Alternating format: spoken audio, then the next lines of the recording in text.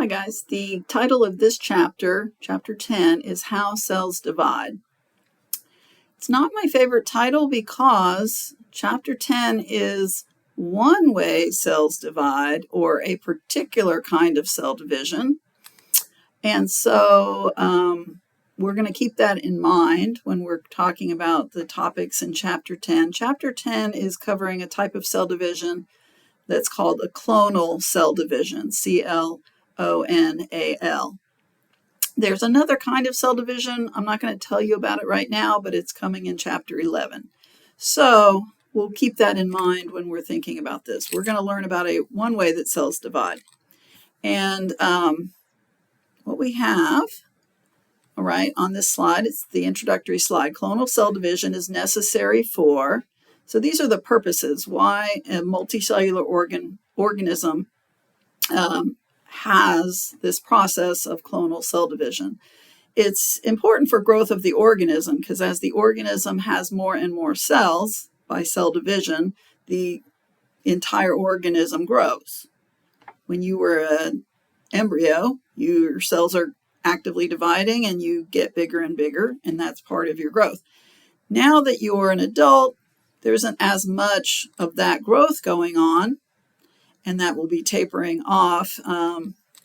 And then after a certain point, most of your cell division that's happening in your body is for wound healing and cell replacement for tissue repair and maintenance. There's a few tissues that are still where the cells are still fairly active, but as you become an adult, less and less cells are really actively dividing. So this process, we're going to go over the process in prokaryotes, which you'll recall those are unicellular organisms, and then we'll really focus mostly on multicellular organisms and eukaryotes. Okay, so in bacteria, in prokaryotes in general, but bacteria specifically, bacteria divide by what we call binary fission. So that's the name for their process. That's a clonal cell division. And when a unicellular organism divides into two cells, it's not only a clonal cell division, it's also reproduction of the entire organism, because you start with one organism, one unicellular organism. When it divides, now you have two. So that's reproduction of the entire organism, but it's not a sexual reproduction. It's an asexual reproduction. So anything that's considered reproduction, but it involves a clonal cell division, is an asexual reproduction. And during bacterial cell division, we usually have in a bacterial cell one circular chromosome, and that chromosome is replicated.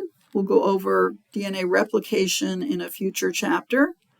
The new chromosomes, the two chromosomes that result from that replication, move to opposite ends of the cell, and then a septum forms to divide the cell into two cells. And really the septum is in part the building of a new cell membrane and a new cell wall until ultimately you have the separation into two cells. And those two cells are genetically clones of each other. So you end up with two. And this is just your book's step-by-step process. But what you can see is you start with this cell here. The chromosome replicates. And then you have two chromosomes in one cell. But then those two chromosomes, one goes to, let's say, the left side, one goes to the right side of the cell, so to speak. And then the septum forms, which ultimately separates the two cells into two completely separate cells. Sometimes we call those cells daughter cells. And one thing you'll notice about the vocabulary in cell division and in several parts of biology in general is that we have these feminized terms. And what I mean is they're more, we talk about daughter cells. Later we're going to talk about sister chromatids. And so sometimes you have these terms that are used. They're very just traditional terms. I will tend to say product cells. That's a little more general and maybe a little less confusing. So we have one cell that we start with. Sometimes this is called the parental cell, but again, I don't like that language because I feel like it's confusing. This is not a sexual reproduction. This cell is not the parent in the way that you might think of that word parent. And so I'm just going to call this the original cell or the starting cell.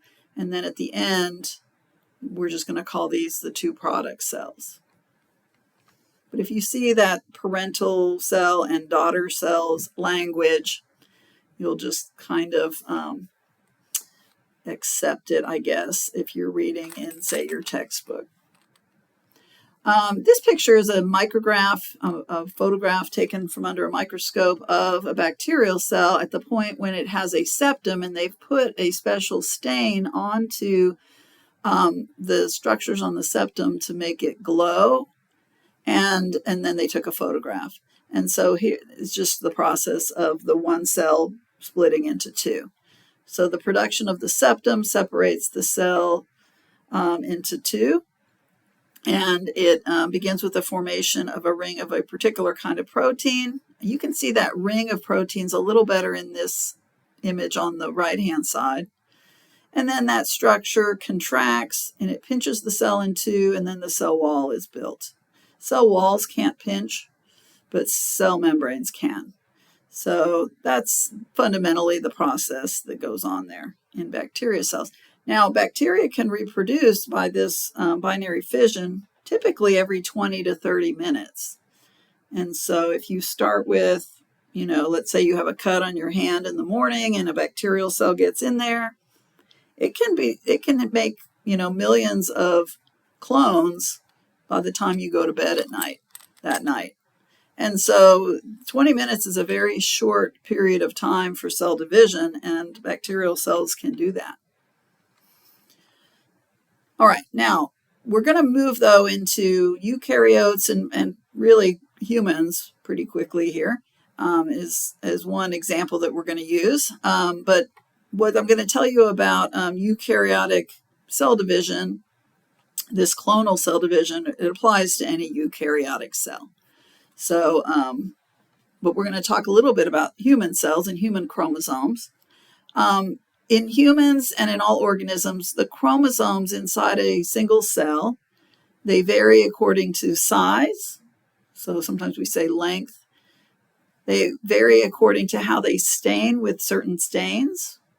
Some stains that we use will create a striping pattern on different chromosomes so that you can actually visually identify one chromosome from another.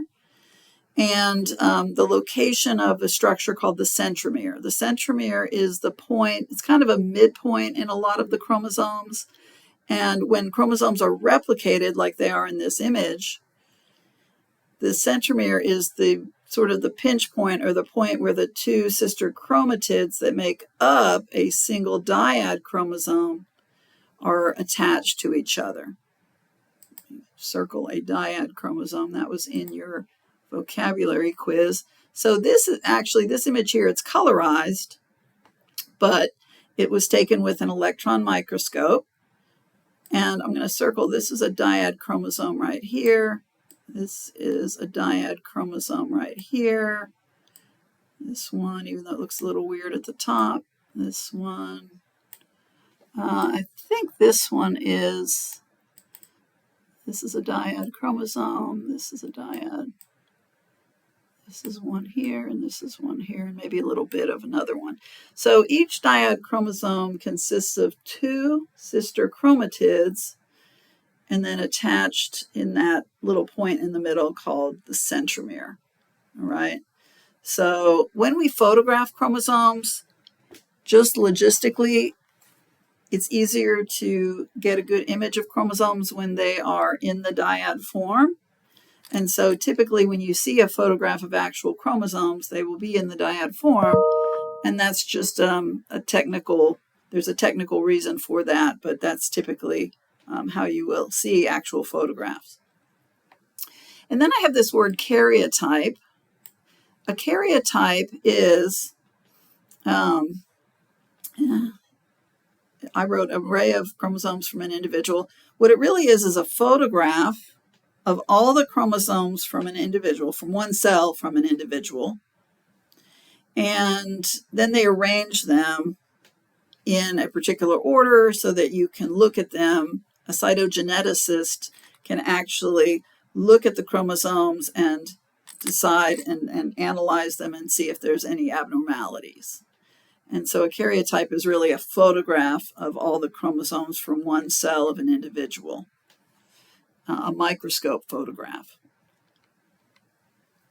All right, so what should you know about chromosomes? Chromosomes are composed of a material called chromatin.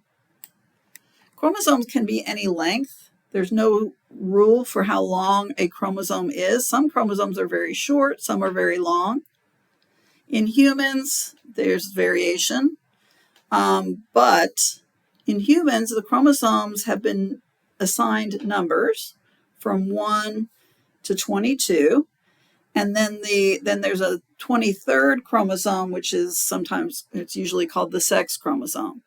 And so you have, in each cell, you have a copy of chromosome 1, and a copy of chromosome 2, and a copy of chromosome 3, and so on, all the way to 22.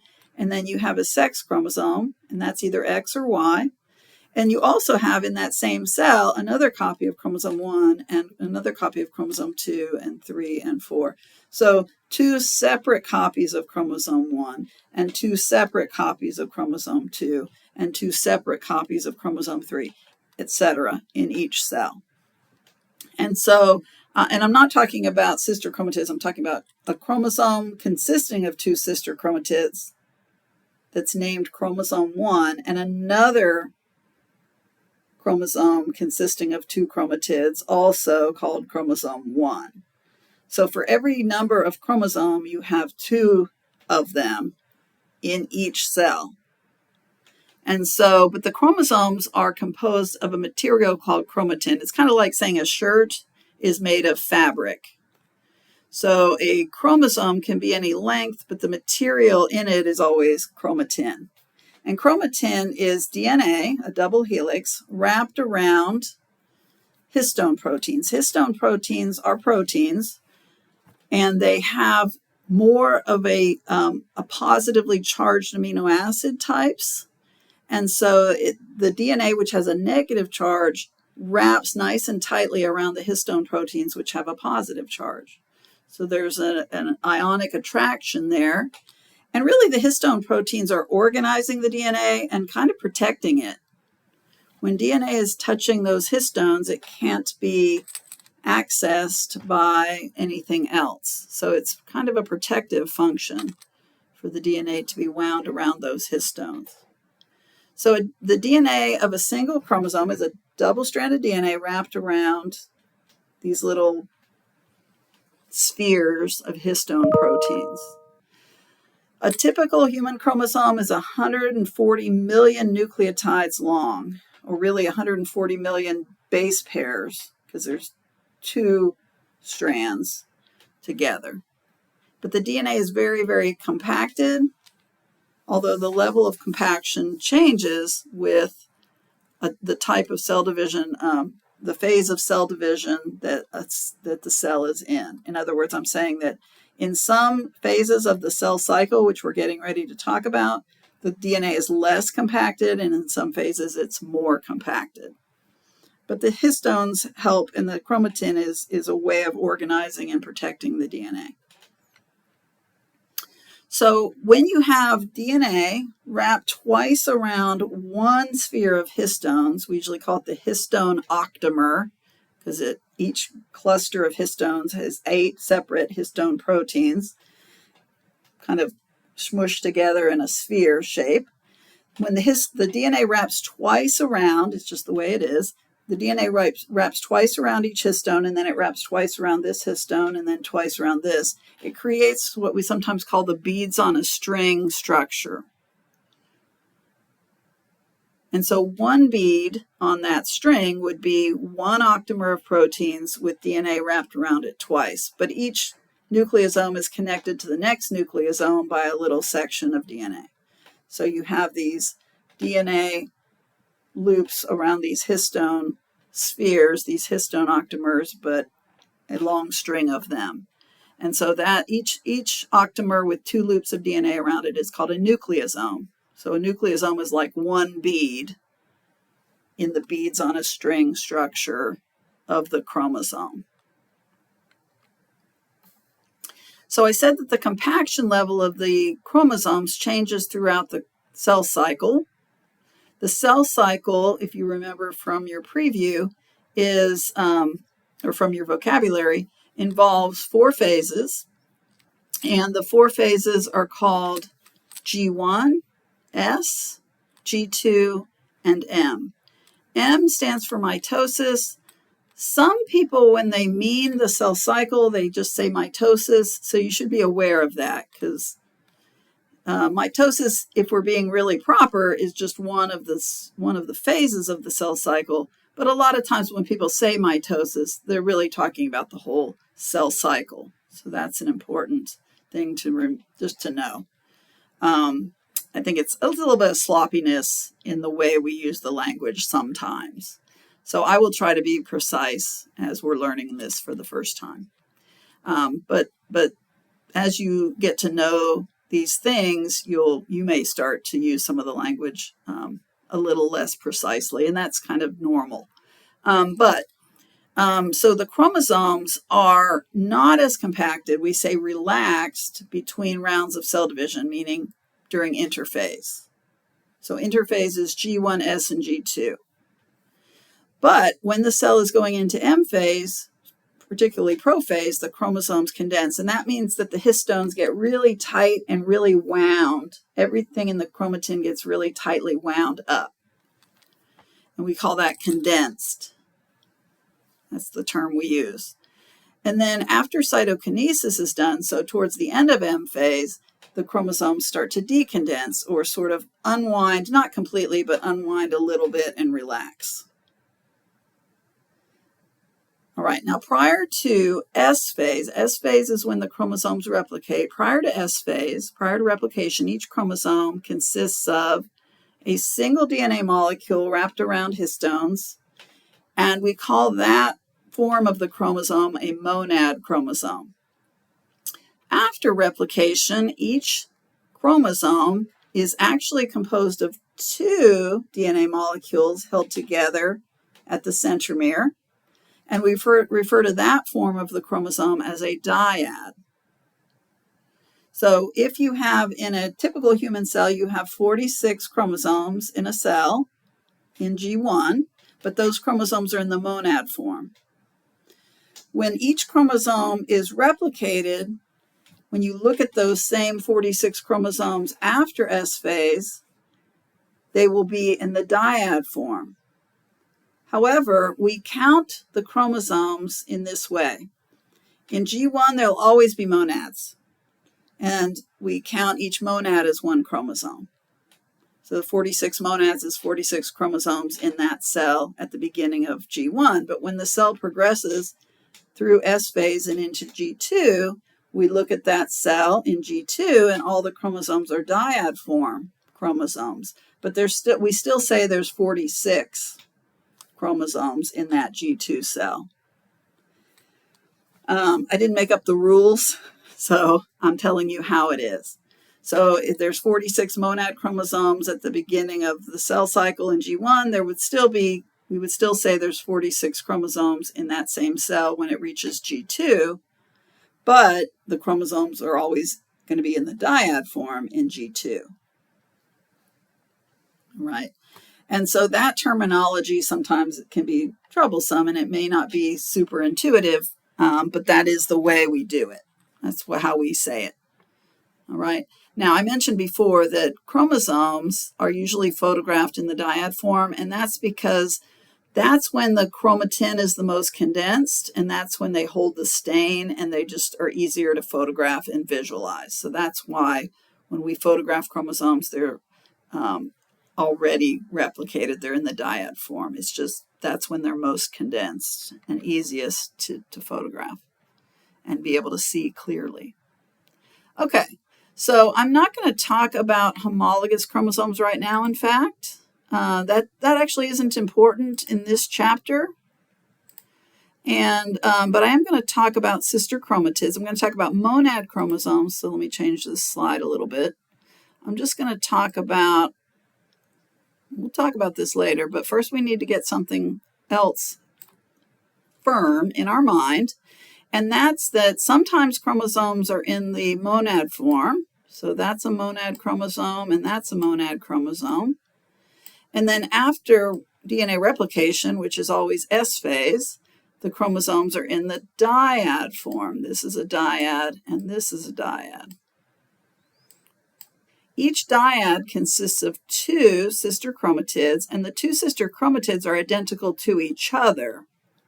So this, what's now called a chromatid, is identical to this one. Now, I should remind you, these are double helices, double helix here. So, sorry, bad drawing. That's a double helix of DNA. This one is actually a double helix, so I don't want to give you the wrong impression here.